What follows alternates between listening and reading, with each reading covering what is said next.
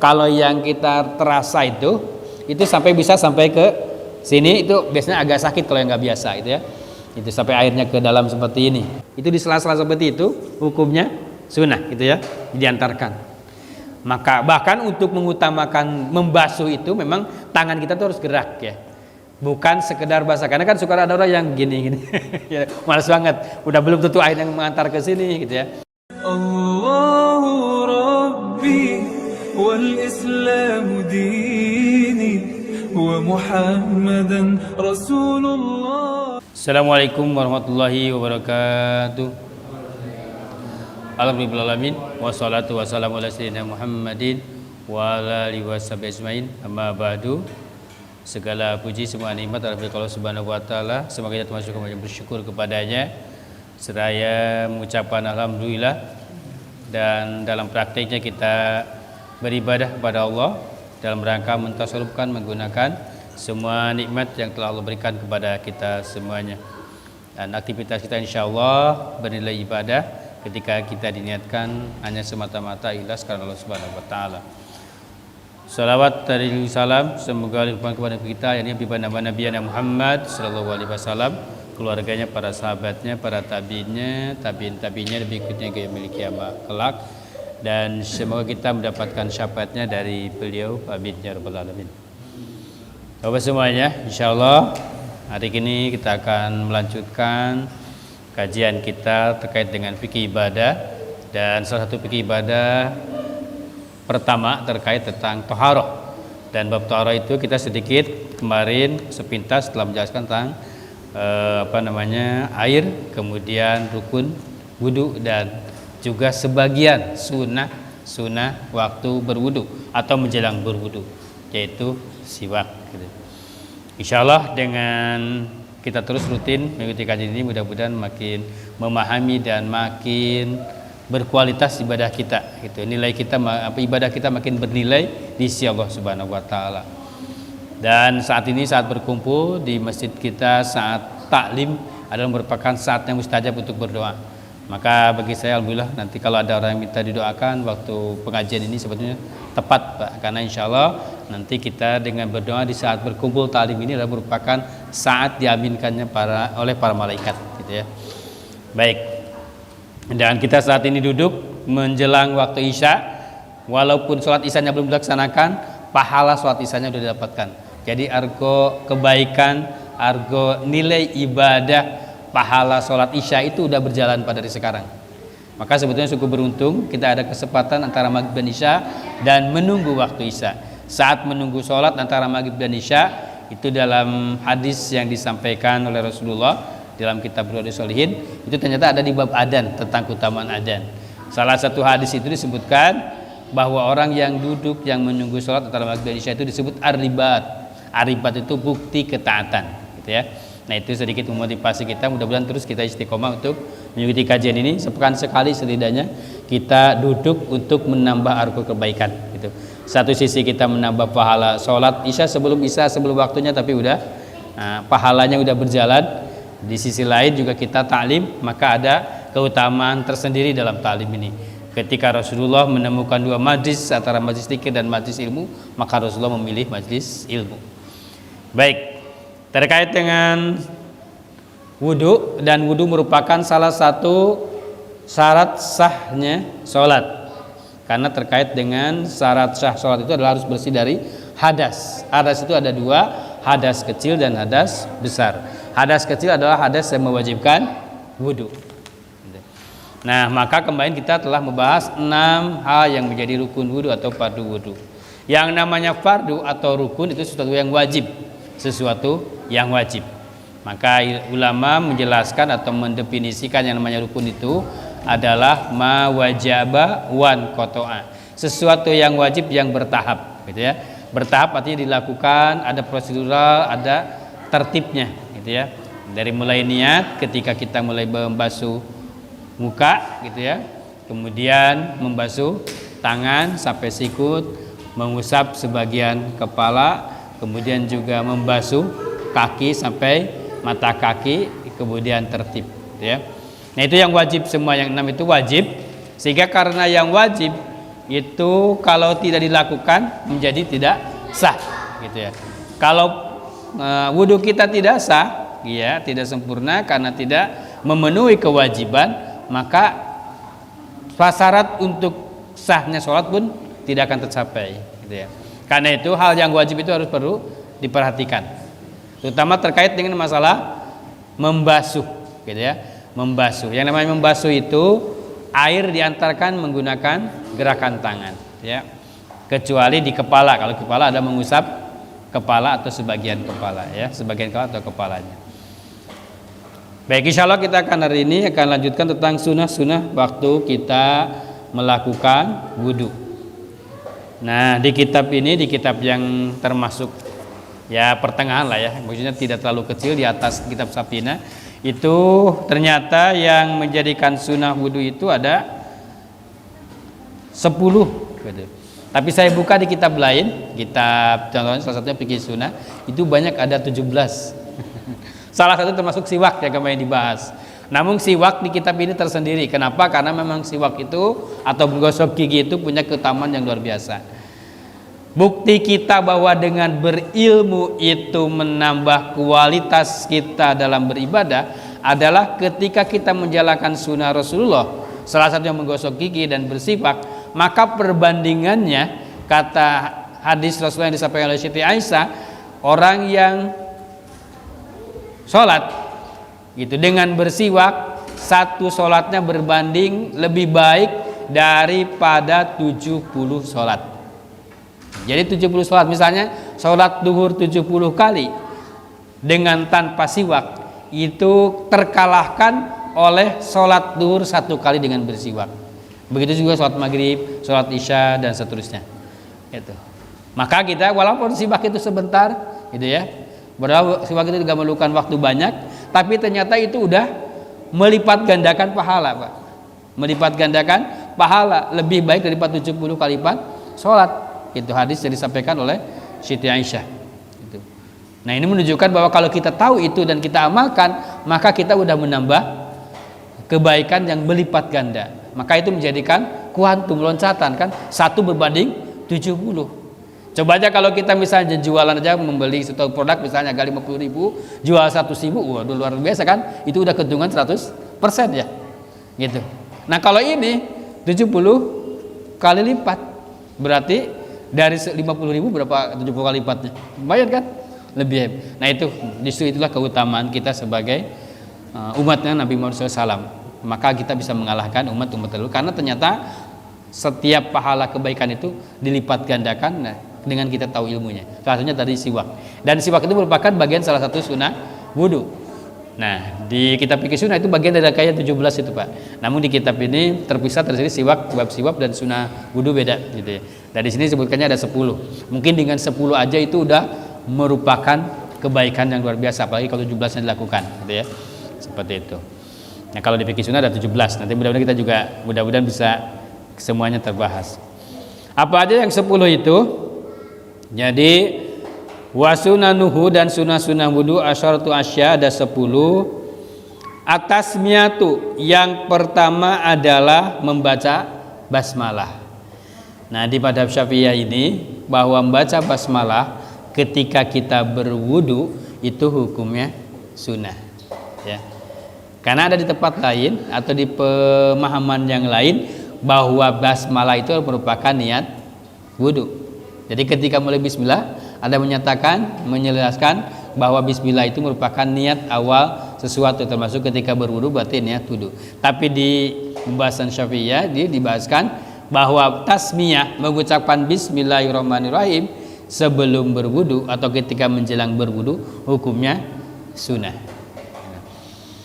Memang ada hadis banyak terkait dengan bismillah ini, dan dalam Fikih Sunnah menjelaskan bahwa itu kebanyakannya dhaif, tapi ternyata di hadis yang lain, terutama di Darussalam juga menjelaskan bahwa setiap kebaikan itu memang akan sempurna apabila dimulai dengan basmalah, dengan bismillahirrahmanirrahim. Ada hadis yang cukup terkenal bahwa apabila kita melakukan kebaikan tanpa basmalah, seperti halnya orang ganteng, cakep, tapi dia penyakit jadam. Penyakit jadam itu penyakit kulit ya. Seperti apa kalau kita ya, saya tahu. Apakah seperti borok gitu ya. Nah, seperti itu. Atau dalam hadis lain disebutkan bahwa orang yang melakukan kebaikan tanpa memulai bismillah, maka ia seperti binatang yang tanpa ekor. Itu maksudnya binatang yang biasa berekor, ekornya hilang. Kuda tanpa ekor berarti gak kelihatan pantas gitu ya. Maka harganya jadi turun kan gitu. Atau misalnya yang lain gitu ya, binatang ternak yang harusnya ada ekornya, ekornya tidak ada. Walaupun ekor itu kan bukan daging yang utama, tapi ternyata itu menjadi bagian yang menjadi membawa harga kan gitu. Nah, kalau binatang ternak yang harusnya pantas harganya sekian menjadi sekian gara-gara tidak ada ekor, berarti itu mengurangi nilai gitu ya. Maka dengan setiap kebaikan, apalagi ini melakukan kewajiban yaitu berwudu, maka dimulai dengan basmalah itu hukumnya sunnah. Nah, biasanya kita dengar bahwa ada dengan sunnah itu yang disebut dengan sunnah itu sesuatu yang dilakukan mendapatkan pahala, ditinggalkan tidak apa-apa. Sebetulnya tepatnya begini, sunnah itu sesuatu yang kita dilakukan mendapatkan pahala ketika kita tinggalkan memang tidak ada konsekuensi syariat. Justru dia apa-apanya, yaitu tidak dapat pahala, gitu ya. Justru itu ada apa-apanya itu, yaitu tidak dapat pahala. Memang tidak ada konsekuensi syariat. Misalnya kalau ketika kita tidak melakukan baca basmalah ketika berwudu, wudunya sah aja, dan karena sah berarti ya sholatnya juga nanti sah, gitu ya. Tidak ada konsekuensi menjadi batal. Beda dengan rukun. Kalau rukun itu kalau tidak dilakukan berarti menjadi tidak sah, tidak sempurna dan tidak sah. Dan karena tidak sah wudunya misalnya, maka menjadi tidak sah sholatnya. Gitu. Nah, karena bismillah itu merupakan sunnah, maka di sini di penjelasan ini berarti ketika kita mulai dengan basmalah, maka kita mendapatkan pahala, gitu ya, mendapatkan pahala sunnah, gitu ya. Dan seperti itu. Kemudian yang kedua adalah wagostul kafaini, membasuh telapak tangan. Biasanya kan dari awal-awal gitu ya, bahkan di dalam penjelasan lain dan penjelasan hadis itu membasuh telapak tangan sebelum tangan itu dimasukin ke wadah gitu, kalau pakai wadah. Tapi kalau kita kan keran enak ya Pak, gitu ya. Jadi ketika kita memulai gitu ya, berwudu, kita mengucapkan basmalah, kemudian kita membasuh telapak tangan. Kalau bisa itu Pak, dan sampai di sela-selanya itu sampai di gitu ya. Nah, ini telapak tangan seperti ini. Ini yang bagian ketika ditutup ini begini ya. Nah, itu kan telapak tangan. Nah, membasuh telapak tangan ini hukumnya adalah sunnah, gitu ya. Hukumnya sunnah. Itu dan dilakukan itu ya. Nah, itu biasanya insyaallah kalau udah kita biasa prosedur seperti itu biasa dilakukan.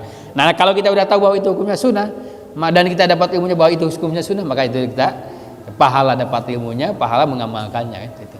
Jadi gak sekedar melakukan karena kita udah tahu oh itu hukumnya sunnah, dan insyaallah mendapatkan pahala dengan melakukan sunnah itu. Tadi bismillah ketika mulai, karena kita sekaligus memulai kita membasuh telapak tangan, kita hukumnya adalah sunnah.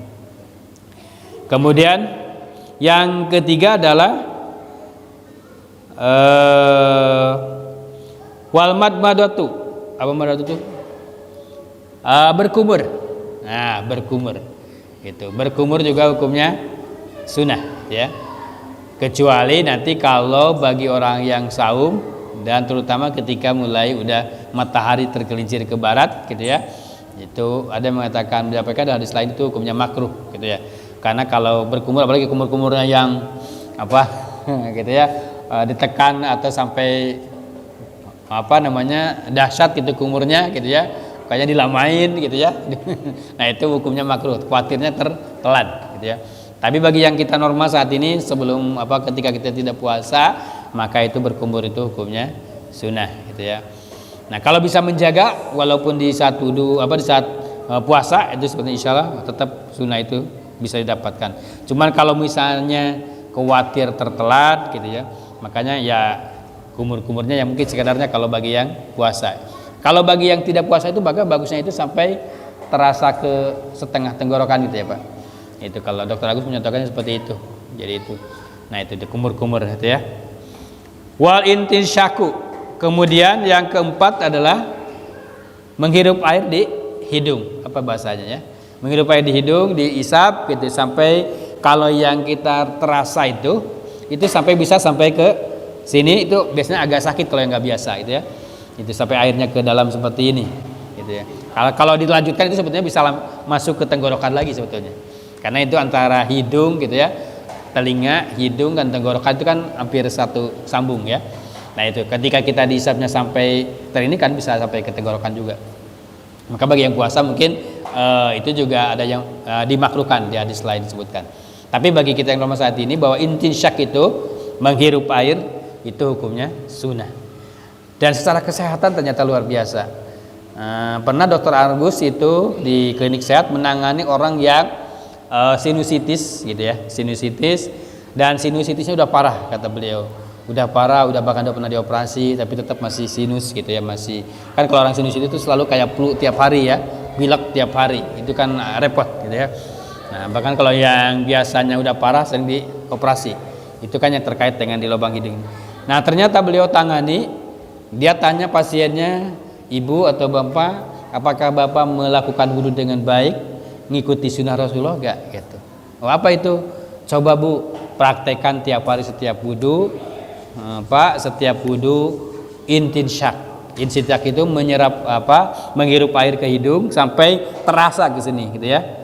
Sampai gak ke dalam ke atas itu. Bahkan kalau yang belum biasa itu sampai sakit gitu ya. Itu biasa seperti itu. Nah, ia lakukan terus tiap hari, dan kata beliau alhamdulillah setelah 3 bulan itu sinusitisnya sehat kembali, Pak. Gitu. Ya ternyata sunnah Rasulullah itu luar biasa ya. Bukannya semata-mata sunnah, walaupun itu bukan tujuan, tapi ternyata intinsyak itu punya hikmah, di antaranya adalah menyehatkan hidung kita gitu ya, terutama terkait dengan adalah sinusitis gitu ya. Nah, ini yang berkaitan dengan penyakit hidung gitu ya. Nah, itu ternyata itu seperti itu. Beliau lakukan itu sama pasiennya, alhamdulillah gitu ya, bisa sehat kembali dari sinusitisnya. Nah, itu ternyata itu. Kemudian sunnah juga wa mashu jami'ir ra'si. Nah, mengusap seluruh kepala itu di mazhab Syafi'iyah hukumnya sunnah. Kalau di mazhab lain hukumnya wajib. Kata yang kalau saya Imam Malik itu hukumnya wajib ya. Nah, bagi kita, bagi Syafi'iyah itu, jadi kan biasanya setelah berwudu gitu ya, setelah membasuh muka kemudian tangan itu kan mengusap kepala itu cukup ya sebagian gitu, bisa mau di depan, mau di pinggir, mau di belakang gitu ya, itu boleh ya, gitu ya kalau mengusap itu. Nah, kalau kita usapkan seluruh kepala, yang dicontohkannya seperti gini gitu ya, seluruh kepala gitu ya. Nah, maka di mazhab Syafi'iyah hukumnya sunnah, itu hukumnya sunnah ya.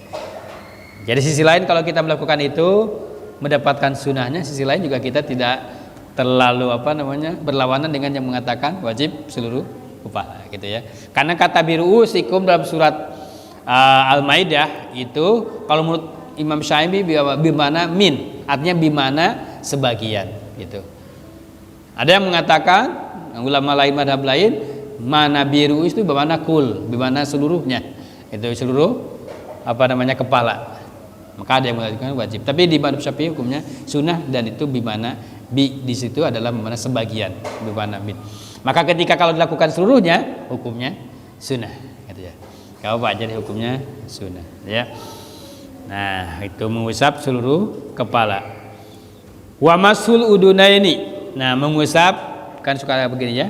Nah, mengusap telinga itu hukumnya juga sunnah. Nah, baik itu dohirima bagian luarnya, kemudian dua batinnya bagian dalamnya. Jadi luarnya maupun dalamnya telinga itu dibasuh hukumnya, atau diusap ya, hukumnya adalah sunnah. Nah, maka dalam hadis itu atau di dalam praktek lain itu kadang-kadang bisa kita mengusap kepala sekaligus telinga, Pak. Jadi ketika ambil air gitu ya, terus diusapkan ke seluruh kepala, itu langsung bisa tangan ke sini, Pak, langsung gini gitu. Ada yang contohkan seperti itu. Jadi ketika mengusap ini, nah ini kan kalau ini masuk ke dalamnya itu mengusap seluruh bagian dalamnya, kalau ini jempol mengusap seluruh bagian luarnya gitu ya. Gitu. Jadi ini hukumnya sunnah. Itu ya, hukumnya sunnah dalam mazhab Syafi'i. Gitu. Dohirihma wabitihma. Kemudian, nah itu bagusnya menjadi sunnah itu kalau di mazhab Syafi'iyah itu bukan sekaligus kayak tadi. Kalau di tempat lain, di mazhab lain itu pendapatnya tadi itu sekaligus. Bimain jadidin, bagusnya itu dengan air yang baru. Maksudnya gini, setelah mengusap seluruh kepala itu ambil lagi air lagi, basahin lagi, baru kemudian telinga, itu ya. Nah, itu jadi sunnah. Jadi dengan air yang baru, maksudnya yang jadi itu dengan membasahi lagi tangannya, ya. Nah, kalau ada yang sebagian tadi misalnya seluruhnya kemudian langsung ke telinga, ada boleh. Itu juga seperti itu di fikih sunnah ada penjelasannya. Tapi juga kalau di sini sebaiknya adalah bimain jadidin dengan air yang baru. Artinya setelah ngusap kepala, kemudian ngambil air dulu, dibasahin lagi tangannya, kemudian baru ke telinga, gitu ya, luarnya maupun dalamnya. Kemudian wa tahlilil lihyatil kasyain, menyela-nyela, menyela-nyela itu ya. Jadi memasukkan air dengan jari, gitu ya, dengan jari-jari ke sela-sela janggut bagi yang janggutnya tebal. Yang janggutnya tebal. Jadi kalau sebelum ini bisa atau ketika kita membasuh muka juga ya, langsung tangannya menyerapkan air ke dalam, gitu ya, dengan jari-jari ini. Itu bagi yang jenggotnya tebal itu hukumnya sunnah.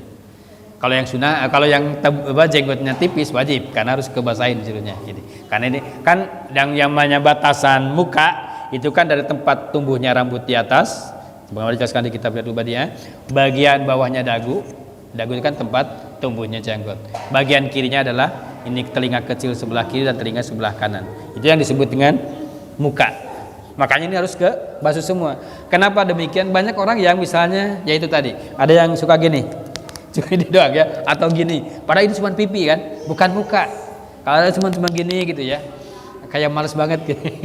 Nah, itu berarti kalau yang kayak gitu itu kan berarti tidak sah kan. Tapi kalau misalnya namanya muka kan itu, nah bagi yang berjenggot kemudian jenggotnya tebal itu sebetulnya melewatkan air di bagian luar jenggotnya aja cukup, itu wajibnya. Tapi kalau kita misalnya di sela-sela gitu langsung, maksudnya diantarkan air ke bagian dalam jenggotnya sehingga jenggotnya air basahnya menyerap ke bagian dalam sini bagian jenggotnya, bagi yang jenggot tebal itu hukumnya sunnah, itu ya. Dapat pahala ya. Kemudian wa tahlilu asabi'i al-yadaini wajilaini. Nah, ketika kita mencuci tangan misalnya atau membasahi tangan dan membasahi kaki, kita menyela-nyela jari. Ya. Jadi ketika kita terutama gitu ya. Nah, ini kalau jari-jari kita, dan itu ternyata kalau dari penelitian Cina konon katanya dengan menyela-nyela begini itu menjadikan ini ada, karena di sini ada saraf-saraf yang mengantarkan itu juga punya hikmah sehat gitu ya, menyehatkan gitu ya. Nah, ketika kita membasuh tangan misalnya dengan di sela-sela gitu ya, dibersihin bagian dalamnya, itu hukumnya sunnah. Sisi lain gitu ya. Kemudian di sisi lain ternyata mendapat pahala pahala sunnah gitu ya. Termasuk juga dua kaki. Nah, jadi kalau ketika membasuh kaki itu ya, itu sebaiknya itu kalau apalagi kalau harusnya kan kaki kiri kaki kanan di tangan kiri kan gitu ya. Nah, begitu. Itu di sela-sela seperti itu hukumnya sunnah gitu ya, diantarkan. Maka bahkan untuk mengutamakan membasuh itu memang tangan kita tuh harus gerak ya. Bukan sekedar basah, karena kan suka ada orang yang gini ya, malas banget, udah belum tentu air yang mengantar ke sini gitu ya. Nah, itu ya. Nah, itu harusnya di tangannya bergerak gitu ya. Kemudian termasuk ketika membasuh kaki kiri berarti di sela-sela dengan jari-jari tangan kanan seperti itu. Nah, itu hukumnya sunnah ya, hukumnya sunnah dan menyela-nyela bagian jari-jari dalamnya itu ya. Dan seperti itu. Nah, dan kalau kita itu memang itu juga upaya adalah menyempurnakan membasuh gitu ya. Memang ketika membasuh itu harus disempurnakan dengan gerak tangan gitu. Bukan membasahi, Pak. Bukan. Kalau membasahi kan gitu tadi. Misalnya ada air yang kalau di kampung dulu pakai apa namanya? Pakai bambu itu ya. Kalau di sini sebutnya soleng ya. Kalau di sini ya ada pipa air gitu kan. Misalnya cuman muka diituin gitu, dia air nyala, dia diem gitu. Atau gini gitu ya. Nah, gitu. Nah, seharusnya gitu ya. Digosokin. Kan itu namanya membasahi, bukan membasuh. Namanya membasuh, bukan membasahi. Kalau membasahi ya sekedar basah. Kalau membasuh yaitu diantarkan oleh tangan.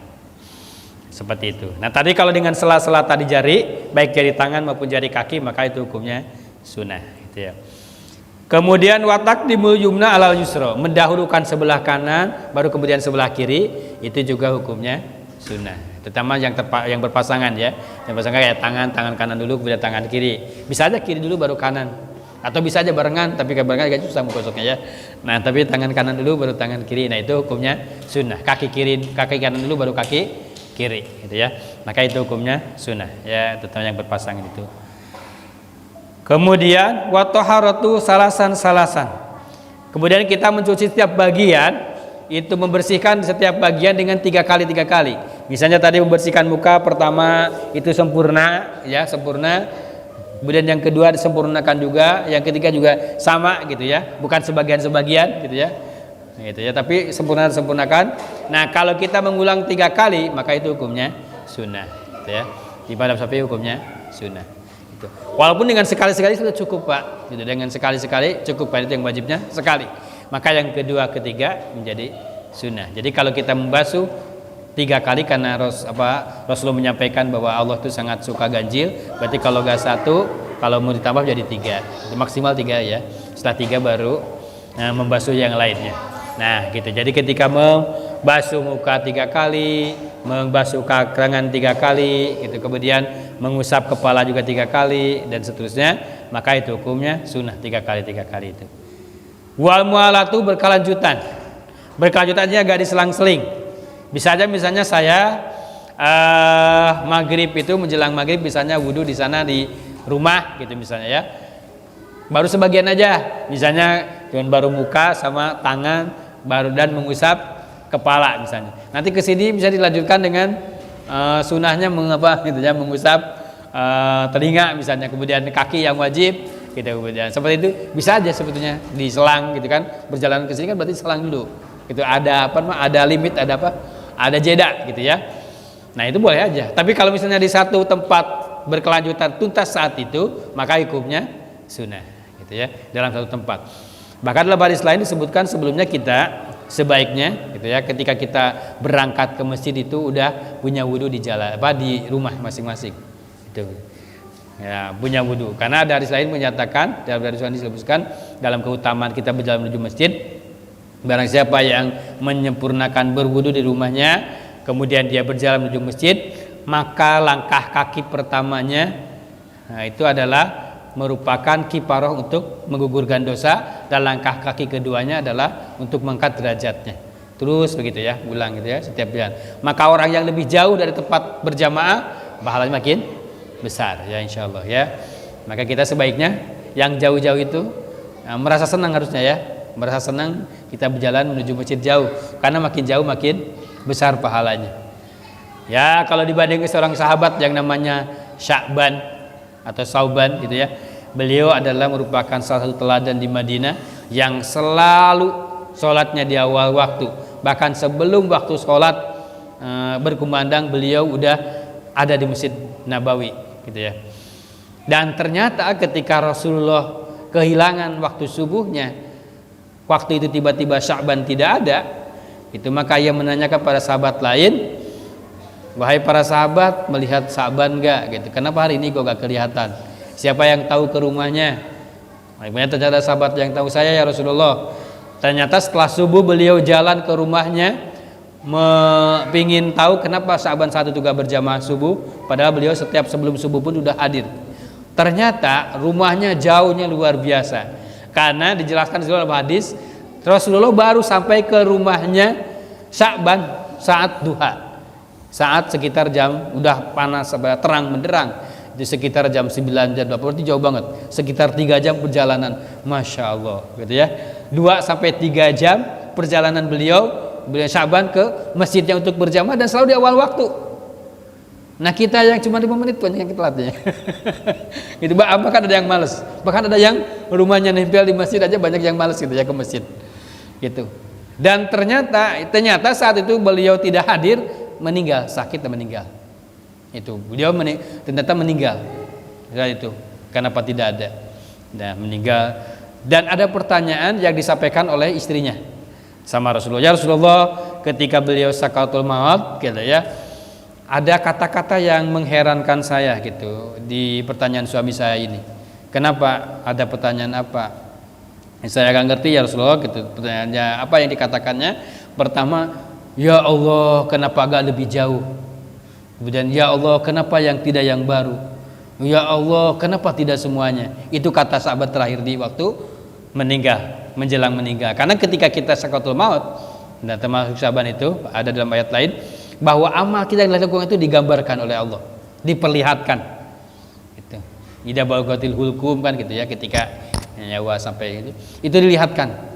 Sa'ban yang tadi 22 sampai 3 jam Rasulullah baru nyampe ke rumahnya, itu jadi itu pertanyaan. Jadi ya Rasulullah itu apa maksudnya? Kata-kata istri saya, kata suami saya itu, kenapa tidak yang baru? Bukan istri baru katanya. Itu apa penjelasannya? Kenapa tidak semuanya? Kenapa tidak lebih jauh lagi? Ternyata bahwa kata Rasulullah, pertama pertanyaannya kenapa tidak lebih jauh lagi? Bahwa begitu besarnya pahala beliau didapatkan dari perjalanan beliau, jalannya dari rumah ke masjid. Itu 2 jam 3 jam itu luar biasa besar. Apalagi kalau kata sahabat misalnya kalau 5 jam itu perjalanannya, bisa lebih jauh lagi gitu ya. Maka itu pasti pahalanya lebih gede lagi ya Allah gitu ya. Dia nyesel gitu ya, maksudnya nyesel kenapa lebih dekat, padahal 2-3 jam tadi Rasulullah baru nyampe ke rumahnya gitu ya. Ini jeladan bagi kita ya. Ya begitu. Kemudian kenapa tidak yang baru? Kan di Madinah ketika musim dingin gitu ya, dan perjalanan jauh musim dingin itu beliau menggunakan jaketnya 2 lapis gitu ya. Satu jaket yang di dalamnya jaket yang masih baru, yang masih bagus gitu ya. Kemudian yang bagian luarnya jaket yang agak kusam gitu ya. Nah ketika nyampe ke masjid Madinah itu ada orang yang kedinginan gitu ya, orang yang kedinginan yang agak pakai baju. Kemudian sahabat itu ngasihkan jaket yang kusamnya itu, sedangkan yang baru dia tetap pakai gitu ya. Ternyata pahala memberikan jaket sedekah jaket tadi waktu dingin, pahalanya besar di sisi Allah Subhanahu wa taala. Maka sahabat itu nyesel, ya Allah apalagi kalau lebih baru, pasti pahalanya lebih besar lagi. Padahal tadi yang dikasihkan jaket itu waktu saya hidup itu adalah jaket yang kusam, jaket yang udah ya gitu ya, mungkin ya namanya hanya pakai layak pakai gitu, tapi udah gak baru lagi gitu ya. Kalau yang baru berarti pahalanya lebih gede lagi. Tadi kenapa tidak lebih jauh kayak yang gede yang baru. Yang ketiga kata Syaban itu, kata Rasul menjelaskan kenapa tidak semuanya, karena beliau berangkat sebelum subuh itu udah jauh-jauh hari. Ya kalau perjalanan misalnya kita sekarang subuh 4:30, mungkin kalau 3 jam beliau dari jam 2 udah berangkat kan, dari 1:30 udah berangkat. Nah sebelum berangkat beliau bawa roti untuk nanti sarapan pagi kan gitu. Nah kalau kita misalnya di Madinah atau di Mekah juga suka ada yang suka nawarin roti kan pagi-pagi kalau pulang dari masjid itu ya, biasanya dari Masjidil Haram atau masjid itu suka banyak yang berebut tuh orang Arab untuk menawarkan roti gratis gitu ya. Nah beliau bawa roti gitu, roti untuk sarapan nanti gitu, ketika di masjid nanti udah agak siang. Beliau kan biasanya kalau ngikutin teladan Rasulullah kan, Rasulullah itu baru keluar masjid setelah duha kan gitu ya. Rasulullah itu setiap keluar masjid itu setelah duha baru keluar masjid kan gitu ya. Nah sahabat juga bawa bekal gitu, bawa 1 roti. Ketika di perjalanan itu ternyata atau di masjid, samping masjid itu ada orang yang kelaparan gitu, orang yang meminta-minta, Tuan gitu mohon bantu saya udah sekian hari tidak makan. Nah lalu dia potek rotinya itu, sepotongnya dikasihkan ke orang yang meminta-minta, sepotongnya dia sakuin bawa buat dia gitu ya. Nah ternyata sedekah roti 1 potong itu pahalanya gede gitu ya. Ya Allah kata sahabat, kenapa saya gak semuanya waktu itu? Kalau semuanya pasti pahalanya lebih gede lagi gitu ya. Itulah gambaran Syaban pertama terkait dengan jamaah berjamaah ya. Itu 2-3 jam beliau jambani dan selalu di awal waktu, bahkan sebelum waktunya beliau udah sampai di Madinah. Itu belajar bagi kita semuanya gitu ya. Kalau kita hujan sedikit merasa malas, ingatlah seperti itu ya. Maka makin godaan itu besar, berarti makin gede pahalanya. Insya Allah hujan di kita itu masih hujan air Pak, bukan hujan rudal, bukan peluru seperti Palestina ya. Saudara-saudara kita di Palestina mau berjamaah kemana? Ke masjid Masjid Al-Aqsa gitu ya. Begitu mereka kan wah banyak gangguannya, termasuk rudal, termasuk peluru dan sebagainya.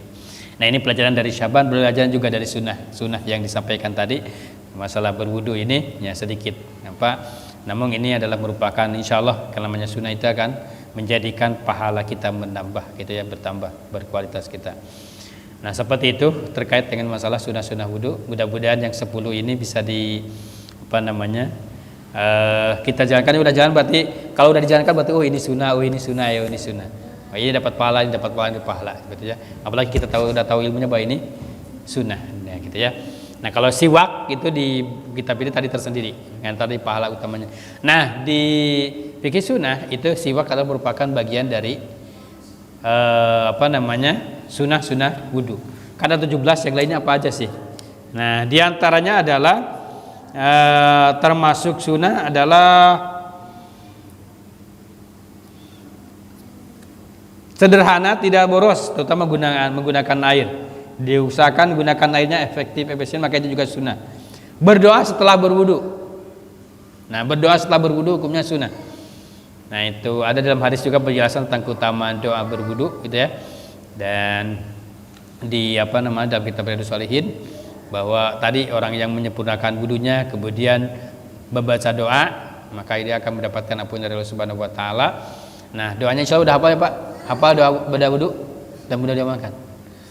Syahadat tambah doa, yaitu asyhadu an la ilaha illallah wahdahu la syarikalah wa asyhadu anna muhammadan abduhu wa rasuluh Allahumma ij'alni minat tawabina waj'alni minal mutatahhirin. Ini yang tidak disebutkan di sini.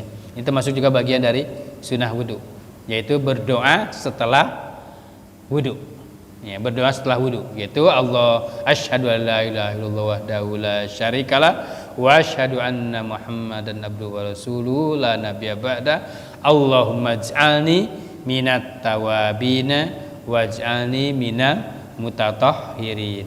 Misalnya mengingatkan aja, insyaallah udah pada hafal insyaallah ya Pak, udah hafal ya. Nah itu kalau belum hafal nanti bisa misalnya Pak Iwan tanyakan lagi ya, insyaallah nanti kita di-share ya. Nah itu ada dalam kitab Riyadhus Shalihin juga ada. Nah itu bahwa kita sunnah diantaranya juga berdoa setelah berwudu. Kemudian juga kalau misalnya kita berwudu itu belum masuk waktu sholat gitu, dan kita masih di rumah misalnya, maka ada juga sunnah syukrul wudu atau sholat sunnah 2 rakaat karena telah berwudu.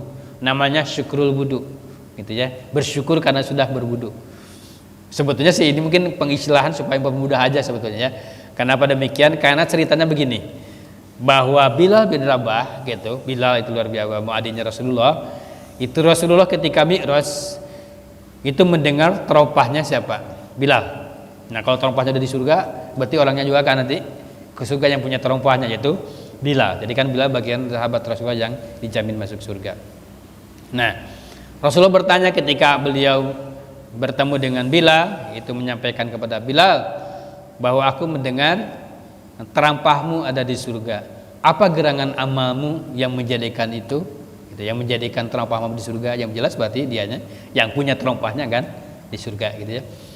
Nah, kata Bilal, ya Rasulullah, saya tidak lepas setiap setelah wudu pasti aku akan sholat 2 rakaat.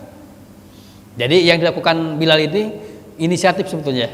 Maksudnya nggak dikasih oleh Rasulullah, tapi dia setiap ba'da wudu beliau selalu sholat 2 rakaat. Nah, maka dikenal di kalangan kita itu biasanya disebut syukrul wudu. Syukrul itu hanya bersyukur ya, berterima kasih setelah berwudu gitu. Atau jadi setiap Bilal itu setelah berwudu, kapanpun maka dia selalu sholat 2 rakaat. Namanya sholat sunnah syukrul wudu gitu. Dan berwudu itu kan bukan hanya untuk sholat Pak. Jadi kalau kita sebelum berangkat kerja juga wudu dulu, istilahnya dawam gitu ya, memelihara wudu itu hukumnya sunnah gitu ya. Itu. Jadi kalau setiap salah BAB, salah BAK keluar langsung berwudu lagi, itu bagus Pak. Dan itu sunnah. Dan itu akan menjadikan gurroh, menjadikan cahaya nanti di akhirat kelak. Itu terutama ketika kita mau menyeberang yang namanya sirat ya, menuju apakah kita jatuh ataupun tetap bercahaya sehingga sampai ke surganya Allah Subhanahu wa taala. Kenapa demikian? Sebagaimana dijelaskan dalam surat At-Tahrim ayat 8. Coba nanti buka ya Pak. Surat At-Tahrim ayat 8, di surat At-Tahrim sebelum surat Al-Muluk. Ujung juz 28. Itu ada ayat yang di ujungnya ada sebuah doa. Nah, ini juga kita sunahkan, dianjurkan untuk dibaca setiap persalinan ba'da sholat ketika kita berangkat ke masjid. Itu yaitu Rabbana atmim lana nurana waghfir lana innaka ala kulli syai'in qadir. Itu ujung surat ayat 8 di surat At-Tahrim. Rabbana, ya Tuhan kami, Atmim lana, sempurnakanlah bagi kami, nurona, cahaya kami. Waghfir lana, ampunilah kami, innaka ala kulli syai'in qadir, sesungguhnya engkau atas segala sesuatu berkuasa. Ini kisahnya bahwa di akhirat kelak semua orang termasuk Rasulullah pun prosedur perjalanannya sama, rutenya sama, bahwa sebelum ke surga itu akan melewati yang namanya sirat, gitu ya, yang namanya sirat. Nah, nanti di sirat itu apakah ada yang jatuh atau ada yang terus bertahan.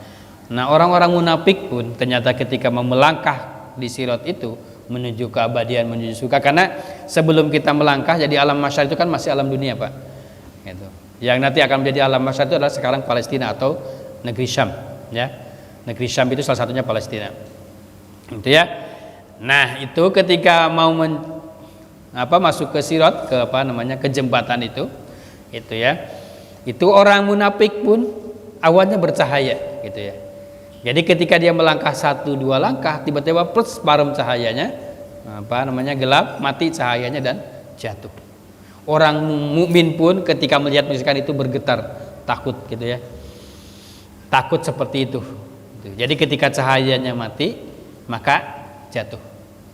Kalau kita serang anak-anak kita, misalnya pernah nonton film Iron Man, yang ada sinar cahaya di sebelah kiri, sebelah kanan, di kakinya, di kepalanya. Ketika dia mati, dia juga jatuh, ya. Itu ternyata film itu diambil dari Khazanah Islam. Mereka itu kalau bikin film gak sembarangan. Salah satunya meneliti tentang kenapa sih dalam Islam bicara tentang cahaya. Nah, ini cahaya itu merupakan manifestasi dari iman. Itu manifestasi dari iman. Orang munafik kan kafir hatinya, ya. Nah, maka dia jatuh. Nah, selama cahaya itu ada, maka akan menerangi, dan apakah sampai kemana, apakah sampai tengahnya, apakah sampai, mudah-mudahan kita sampai, gitu ya, sampai ke surga, gitu ya. Nah, salah satu untuk mengumpulkan cahaya itu adalah dengan berwudu, gitu ya. Maka Rasulullah itu menyebutkannya dengan gurroh, bersinar. Maka kalau kita memperpanjang gurroh, artinya untuk batasan wudu, gitu ya, dengan gurroh itu kan cahaya, maka itu akan lebih baik. Maka kalau kita berwudu sampai sikut itu kewajibannya, maka kalau dilebihkan sampai sini maka lebih bagus, gitu ya. Mata kaki itu adalah kewajibannya, tapi kalau dilebihkan misalnya sampai sini, diperpanjang gurrohnya namanya, dan itu merupakan bagian dari sunnah wudu, maka itu lebih bagus lagi. Jadi kita menyempurnakan beramal itu juga sekedarnya, disempurnakan. Nah, itu salah satunya. Nanti mudah-mudahan ya hafal itu ya. Ya. Coba doa setelah wudu nanti ya. Coba doanya. Bismillahirrahmanirrahim. Ya. Asyhadu an la ilaha illallah wahdahu la syarikalah wa asyhadu anna Muhammadan abduhu wa rasuluh.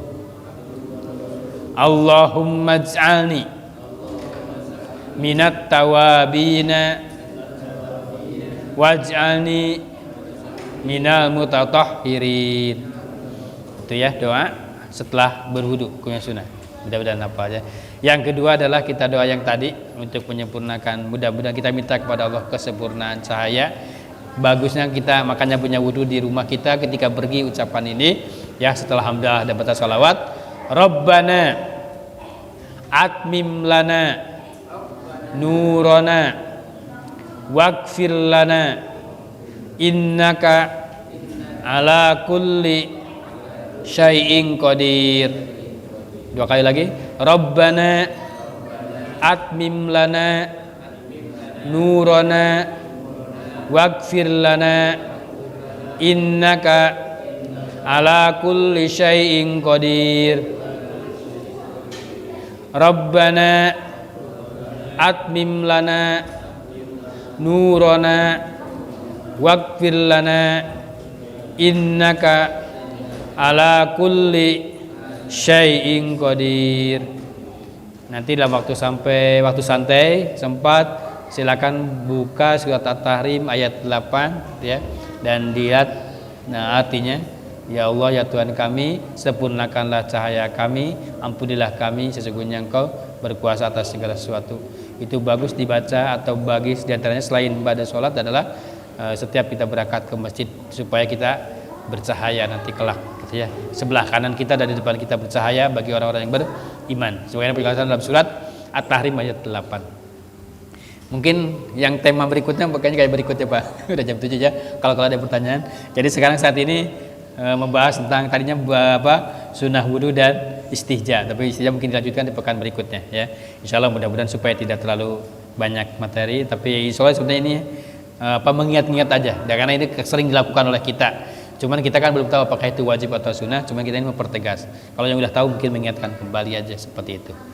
Kalau ada yang pertanyaan sebelum ada, yes. Ya.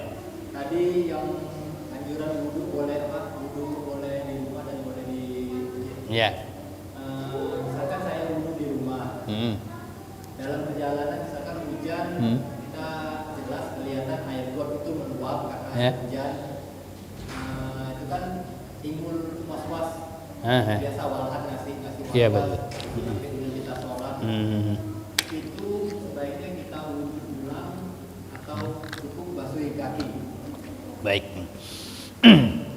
Itu kalau dalam istilah kaidah fikih itu kembali ke asal gitu. Kembali ke asalnya begini, kayak tadi ragu-ragu misalnya apakah wudu itu batal atau tidak. Kalau ini juga was-was apakah tadi berwudu atau belum gitu ya. Kalau antara berwudu atau belum, maka itu katakan belum.